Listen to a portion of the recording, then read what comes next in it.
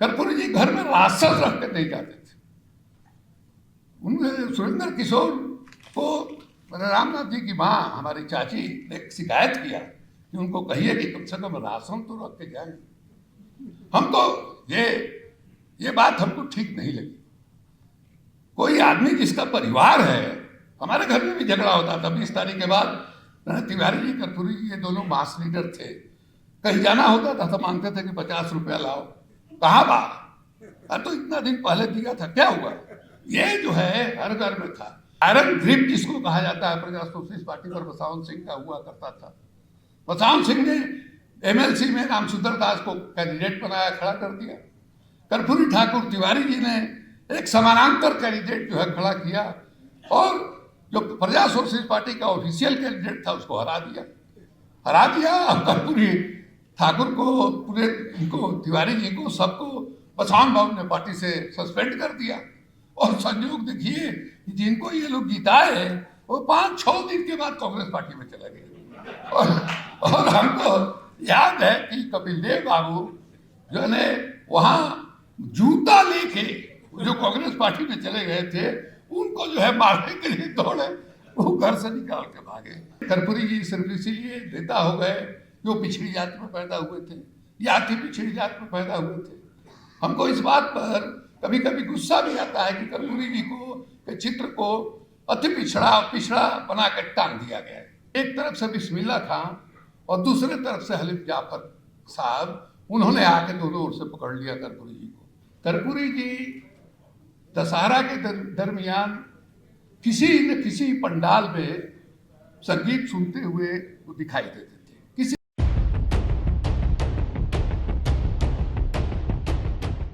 जी और साथियों, वाकई बहुत देर हो चुकी है और हम कोशिश करेंगे कि कम से कम समय में अपनी बात आपके सामने रखें। कर्पूरी जी के बारे में सब लोगों ने बात किया, सब लोग जानते हैं और हमको लगता है कि कर्पूरी जी एक मिथ बन गए हैं। लोग उनके बारे में इतनी कहानियाँ सुनाते हैं जिसका कोई हिसाब किताब नहीं है, उसमें कितना सच है कितना झूठ है, ये फर्क करना बड़ा मुश्किल हो जाता है। उनकी सादगी की, उनके ईमानदारी की, किस तरह से गरीबी को वर्ण किया था उन्होंने, इसके बारे में बहुत चर्चा होती है। कर्पूरी जी के व्यक्तित्व का एक दूसरा पक्ष भी है जो हम आपके सामने रखना चाहेंगे। पटना में दशहरा के समय सांस्कृतिक कार्यक्रम होता है, वो काफ़ी बड़ा। एक जमाना था कि पटना में अगर कोई कलाकार नहीं गया, हिंदुस्तान का जिसको एक नंबर का कलाकार कहते हैं, बजाने वाला, गाने वाला, अगर नहीं गया तो उसको लगता था कि साहब हमको मान्यता नहीं मिली कलाकार के रूप में। कर्पूरी जी दशहरा के दरमियान किसी न किसी पंडाल में संगीत सुनते हुए वो दिखाई देते थे, किसी न किसी पंडाल में। हम लोग भी शौकीन थे, तो कहीं मैंने कभी इस पंडाल में कभी उस पंडाल में कर्पूरी से टकराव होता था। एक दफा की बात है, पटना कॉलेजिएट हाई स्कूल में कार्यक्रम हो रहा था।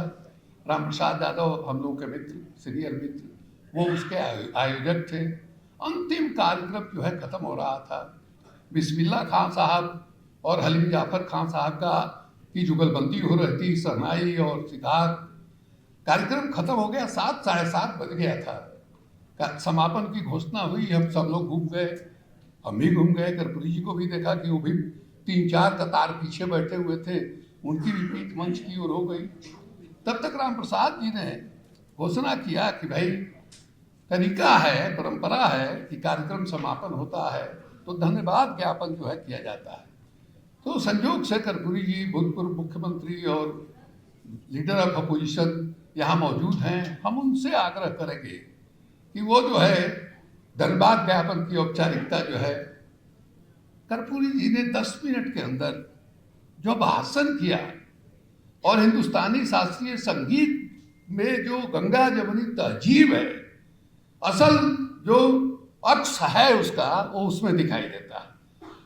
हम उतनी बात कह नहीं पा रहे हैं जो कुछ उन्होंने कहा, लेकिन उसका नतीजा हुआ कि एक तरफ से बिस्मिल्लाह खां और दूसरे तरफ से हलीफ जाफर साहब, उन्होंने आके दोनों ओर से पकड़ लिया कर्पूरी जी को और कहा कि अरे भाई अब इतने दिनों से पटना आ रहे हैं, आप कहाँ छिपे हुए थे? तो कर्पूरी जी की एक यह भी पर्सनालिटी है जिसको लोग याद नहीं करते हैं। एक दूसरी बात इसी तरह की जिसे कर्पूरी जी के व्यक्तित्व का पता चलता है, कर्पूरी जी जब चीफ मिनिस्टर थे तो रांची में उस समय झारखंड एक था और बीआईटी मेसरा इंजीनियरिंग कॉलेज जो है वहाँ रॉकेट साइंस पर के साइंटिस्ट लोगों का सालाना जलसा था। और परंपरा है कहीं भी होता है तो उस राज्य का मुख्यमंत्री जो है उसका उद्घाटन करता है। कर्पूरी जी के उस समय प्राइवेट सेक्रेटरी थे लक्ष्मी साहू, डॉक्टर सुनील के बाबू जी, उमेश सिंह, हाँ उमेश बाबू डिप्टी कलेक्टर रैंक के अफसर थे, उमेश प्रसाद सिंह, सोशलिस्ट मिजाज वाले। कर्पूरी जी ने उनको कहा कि ब्रिटानिया इंसाइक्लोपीडिया का रॉकेट साइंस का जो वॉल्यूम है वो आप ले लीजिएगा। कहा कि ठीक है। अब जब बैठे बिहार सरकार के जहाज पर रांची जाने के लिए, तब उन्होंने उमेश्वर बाबू से पूछा कि भाई ले लिए हैं तो उन्होंने उन्हें समझिए कि 40-50 मिनट की फ्लाइट है वो रांची और पटना। उसी दरमियान कर्पूरी जी ने वो जो ब्रिटानिया इंसाइक्लोपीडिया का वो वॉल्यूम था उसको देख गए और उन्होंने भाषण जब किया वहाँ जो रॉकेट साइंस के जानकार लोग आए हुए थे उन लोगों ने कल्पना नहीं किया था कि इतने पेचीदे विषय पर कोई पॉलिटिकल आदमी इस तरह का भाषण कर सकता है। उस तरह का भाषण कर्पूरी जी का, कर्पूरी जी का ये जो रूप है, हमको याद है लालमणि चौबे हमारे मित्र हैं, हम लोग चुनाव भी लड़ते थे उनसे, वो जीतते थे हम हार जाते थे। वो एक किस्सा सुना रहे थे, लीडर ऑफ अपोजिशन थे उस समय, पूर्णिया में कहीं आदिवासी लोगों की हत्या हुई थी 3-4 और सभी पार्टियों के लोग वहाँ जा रहे थे। कंपटीशन लगा हुआ था साहब कि कौन पहले पहुँचे, वहाँ का रिपोर्ट ले आके पटना में प्रेस कॉन्फ्रेंस करके कौन जारी करे। ये लोग वहाँ थे, तब तक मालूम हुआ कि कर्पूरी ठाकुर भी आए हुए हैं।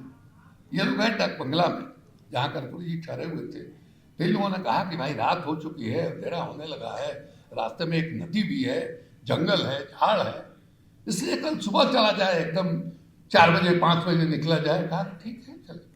जब ये लोग सुबह जो है जा रहे थे, वहाँ रास्ते में एक नदी थी, नदी उससे इन लोगों ने देखा कि एक बैलगाड़ी चली आ रही है, इन लोगों की गाड़ी जो है नदी को पार कर रही थी। जब दोनों अगल बगल आए तो देखा कि कर्पूरी जी बैलगाड़ी पर तोशक बिछा हुआ तो सोए हुए हैं, वहाँ से घूम के चले आए।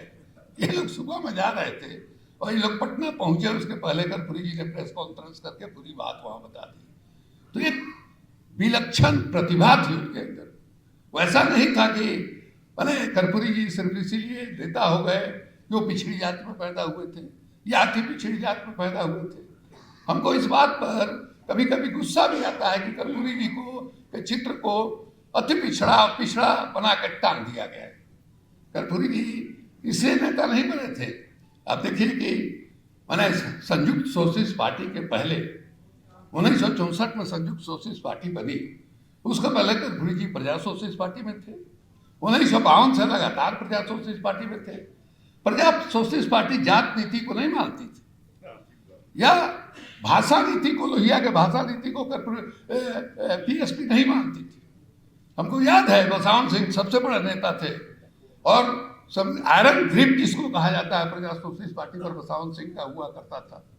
बसंत सिंह ने एमएलसी में रामसुंदर दास को कैंडिडेट बनाया, खड़ा कर दिया। कर्पूरी ठाकुर तिवारी जी ने एक समानांतर कैंडिडेट जो है खड़ा किया और जो प्रजा सोशलिस्ट पार्टी का ऑफिशियल कैंडिडेट था उसको हरा दिया। कर्पूरी ठाकुर को, पूरे इनको तिवारी जी को, सबको बसंत बाबू ने पार्टी से सस्पेंड कर दिया। और संयोग देखिए जिनको ये लोग जिताए वो 5-6 दिन के बाद कांग्रेस पार्टी में चला गया। और हमको याद है कि कपिल देव बाबू जो ने वहाँ जूता लेके जो कांग्रेस पार्टी में चले गए थे उनको जो है मारने के लिए दौड़े, वो घर से निकाल के भागे। ये सारी चीजें हुई है। 64 में बनारस में सम्मेलन हुआ, ये सब लोग जानते हैं, आनंद कुमार के शहर में, और वहीं जो है प्रजा सोशलिस्ट पार्टी और सोशलिस्ट पार्टी का मिलन हुआ, संयुक्त सोशलिस्ट पार्टी बनी। उसके बाद जो है जात नीति और भाषा नीति की बात आई। साथियों, कर्पूरी जी के बहुत सारी बात आप लोगों ने कही जिसके साथ हम सहमत नहीं हैं और हमको ऐसा लगता है कि हमारी राजनीति की जो दुर्गति हो गई है उसके पीछे एक बहुत बड़ा कारण यह भी है। क्या करूं?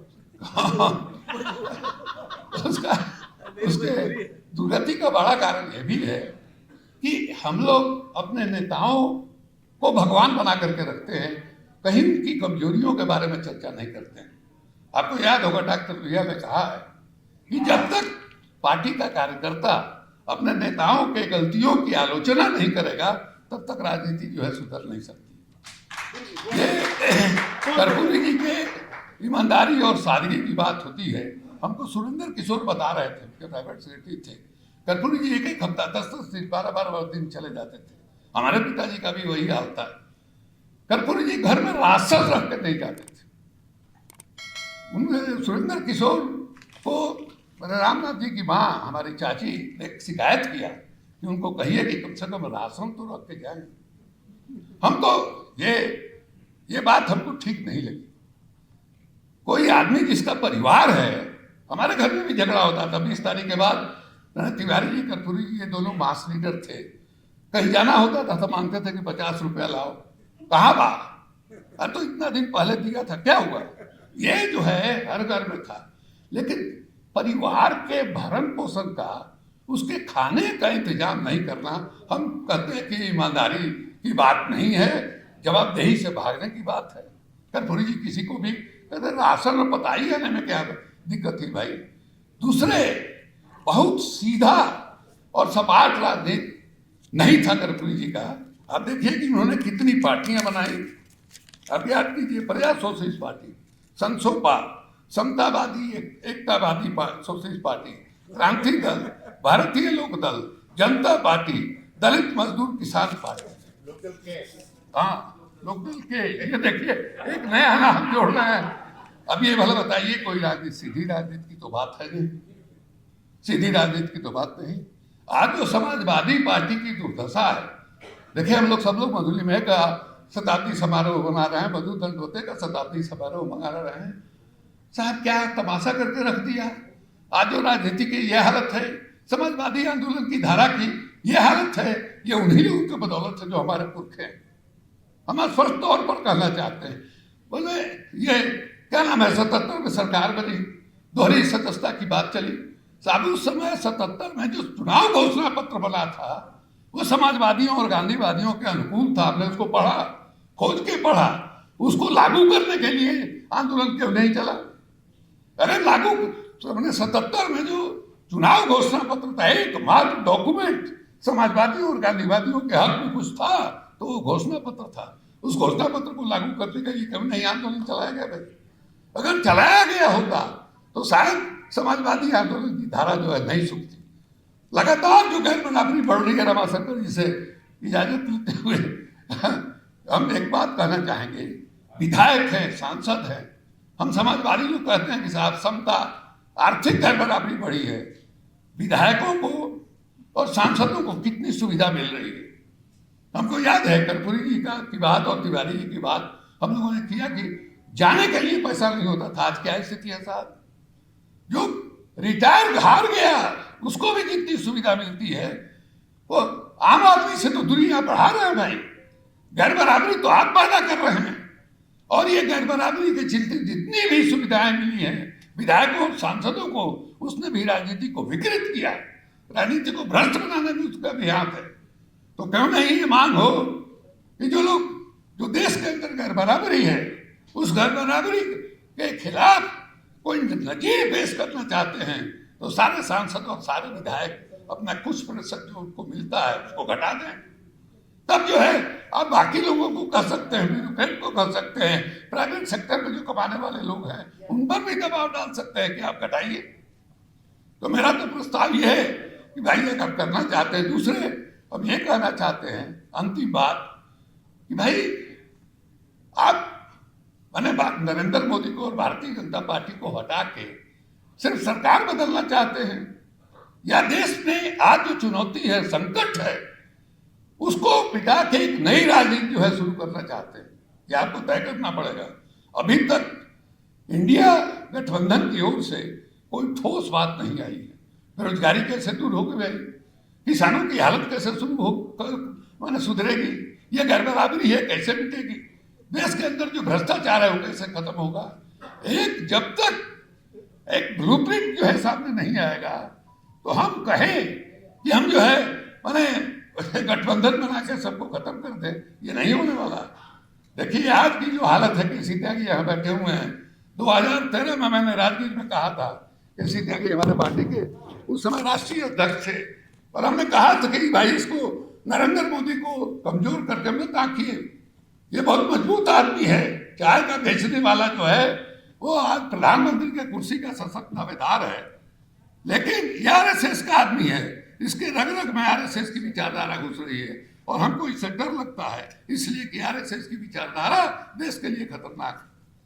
एंड क्या हुआ भाई क्या हुआ, पार्टी के अंदर जो है हमारे केसी त्यागी उस समय जनरल सेक्रेटरी थे, इन्हीं के दस्तखत से हमको पार्टी से निकाल दिया गया। राज्यसभा का दोबारा तो मिला ही नहीं, इन्हीं के दस्तखत से निकाल दिया गया।